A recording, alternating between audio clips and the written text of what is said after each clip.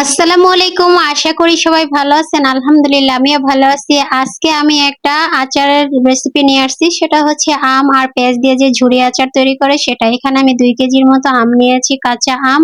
আর এই যে দেখুন, তো আমগুলোকে আমি ধুয়ে পরিষ্কার করে তারপর হচ্ছে এই যে কুচি করে নিয়েছি। এটা আপনারা পিলারের সাহায্য করতে পারেন বা বটির সাহায্য করতে পারেন, যেভাবে পারেন সেভাবে এভাবে আমের খোসাটা ছাড়িয়ে তারপর হচ্ছে কুচি করে নেবেন বটি দিয়ে। আমি যতটুকু পরিমাণ আম নিয়েছি ঠিক ততটুকু পরিমাণে পেঁয়াজ নিয়েছি। তো চলুন এবার আমরা আচার তৈরিতে চলে যাই। কিভাবে আমি আম এবং পেঁয়াজের ঝুরি আচার তৈরি করি সেটাই আপনাদেরকে দেখাচ্ছি। এখানে আমি আমগুলোকে কুচি করে নিয়েছি। আমি কিন্তু আমগুলোকে কোনো লবণ দিয়ে মাখিয়ে তারপর হচ্ছে এই যে ন্যাকড়া দিয়ে পেঁচিয়ে যে রসটা বের করে নিই সেভাবে নেই পুরো। এখানে আমি অন্য আর কিছুই করি নাই। আমি সরাসরি আমের ভিতরে সমস্ত মশলা মেখে তারপর আচার তৈরি করি, সেটাই আপনাদেরকে দেখাচ্ছি। এভাবে তৈরি করলে একদম যেভাবে আমটার রসটা বের করে ফেলে দেওয়া হয় সেভাবে তৈরি করলে যেরকম হবে, এভাবে তৈরি করলেও ঠিক একই হবে। তো আমি এভাবেই তৈরি করি। তো একটা কথা হচ্ছে, সেটা এখানে হচ্ছে আপনারা যে লবণটা ব্যবহার করবেন এই লবণটা অবশ্যই যাতে আয়রনের পরিমাণ কম থাকে ওই লবণটাই ব্যবহার করবেন। কারণ সাদার যেই লবণটা থাকে না, যে আয়রনের পরিমাণ বেশি থাকে, ওই লবণটা যদি আপনি আচারে দেন তাহলে আচারটা কালো হয়ে যাবে। এই জন্য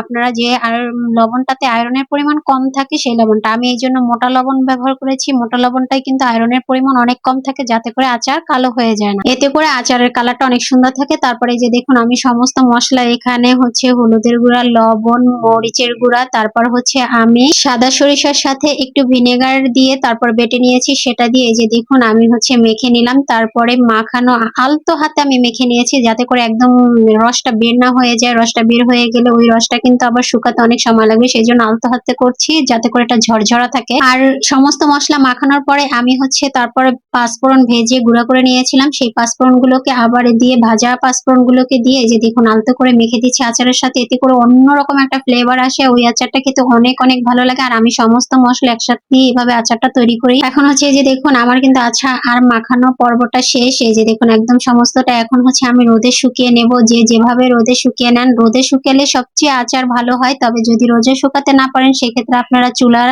শুকিয়ে নিতে পারেন। তো আমার এই আচারটা যখন আমি তৈরি করতেছিলাম তখন রোদ এবং কি মানে চুলার গ্যাসের চুলায় দোনোভাবেই শুকাতে হয়েছে, কারণ আচারটা দেওয়ার সাথে সাথে বৃষ্টির নাম ছিল। যতটুকু রোদ পেয়েছি ততটুকু রোদ এবং চুলার নিচে দিয়ে আমি শুকিয়ে নিয়েছি। আচার সবসময় রোদে শুকিয়ে দেওয়ার চেষ্টা করবেন, এতে করে আচার নষ্টও কম হবে এবং কি আচারের কালারটা অনেক ভালো হয়। তো যাই হোক, এখন দেখেন আমার এই আচারটা কিন্তু ঝরঝরা হয়ে গেছে, একদম কড়া হয়ে যায়নি শুকিয়ে। যদি আচারটা বেশি শুকানো হয়ে যায় তখন দেখা যায় হাত দিয়ে চাপ দিলে একটু গুঁড়া হয়ে যায়, তো ওই চারটা খেতে কিন্তু ভালো লাগবে না। একদম শুকিয়েও যাবে না এবং একদম মনে করেন ভিজাও থাকবে না, এরকম ভাবে শুকিয়ে নিতে হবে। আমার শুকানো হয়ে গেছে অনেক পারফেক্ট ভাবে। দেখুন এবার হচ্ছে লাস্টে আমরা যেভাবে আচারটা মানে একদম ফাইনাল করে নেব, তৈরি করে নেব ফাইনাল ভাবে, সেভাবে আপনাদেরকে দেখাচ্ছি। আমি হচ্ছে সরিষার তেল এই যে দেখুন একটা পাত্রে দিয়ে গরম করে নিচ্ছি একদম কম আছে। আর কতগুলো রসুন খোসা ছাড়িয়ে আমি এই যে তেলের ভিতরে দিয়ে দিয়েছি। আমি যেহেতু সমস্ত মশলাগুলো আগেই দিয়ে দিয়েছি, তো এখানে আর কোনো মশলা দেবো না, শুধুমাত্র তেলটা এবং রসুনটা যাতে একটু সিদ্ধ হয়ে যায় এভাবে হয়ে গেলেই আমি তেলটা হচ্ছে দিয়ে দেবো। আর বেশি আছে যদি আপনি রসুন এবং তেল গরম করতে যান সেক্ষেত্রে কিন্তু তেলের যে কার্যকারিতা সেটার ক্ষমতা হারিয়ে যায়, যেমন একটা ফ্লেভার অন্যরকম আসে।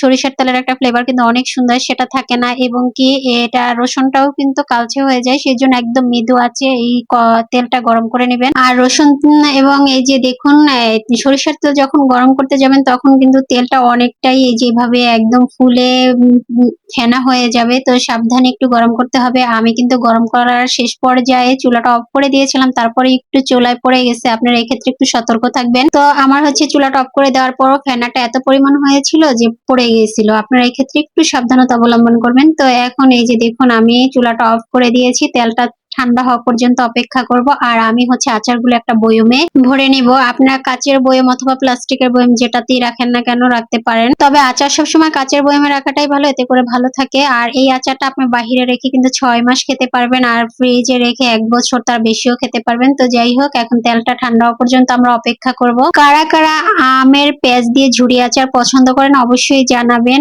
আর এভাবে আমি আসলে আমের ঝুরি আচারটা পছন্দ করি বানাতে, তৈরি করতে। আমার একদম খাটনি হয় না। এই যে মনে করেন আমি লবণ দিয়ে মেখেও রাখি না, আর এইভাবেই তৈরি করি। তো যাই হোক, আমার আচারটা কিন্তু একদম রেডি হয়ে গেছে। আমি এখানে তেলটা এখন দিয়ে দেবো। আমি কাচের বয়মে এই যে দেখুন ঝুড়িগুলা আমের এবং পেঁয়াজের ঝুড়িগুলো ভরে নিয়েছি। আমার এই বয়মটা কিন্তু অন্য আচার ছিল, আচারগুলো শেষ হয়েছে। এখন আমি এই যে এটার ভিতরে এই আচারটাই রেখে দেবো। তো এখন হচ্ছে আমি তেলটা এখানে, যে আমি তেলটা একদম ঠান্ডা করে নিয়েছি, তেলটা আমি এখানে দিয়ে নেব।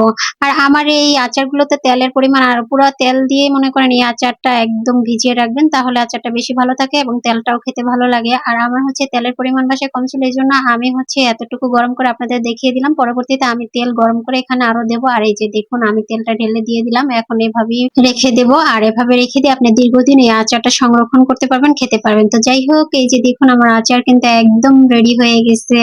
আর আমের ঝুড়ি আচার কিন্তু যে কোনো কিছুতেই ভালো লাগে, ভর্তা, খিচুড়ি, তারপর বলেন বউ ভাত বলেন, এগুলোর সাথে কিন্তু খেতে ভীষণ ভালো লাগে। তো যাই হোক, আমার আচার রেডি হয়ে গেছে। আজকে আপনাদের সাথে এগুলোই শেয়ার করলাম, এই আইটেমটাই। সবাই ভালো থাকবেন, সুস্থ থাকবেন, আল্লাহ হাফেজ।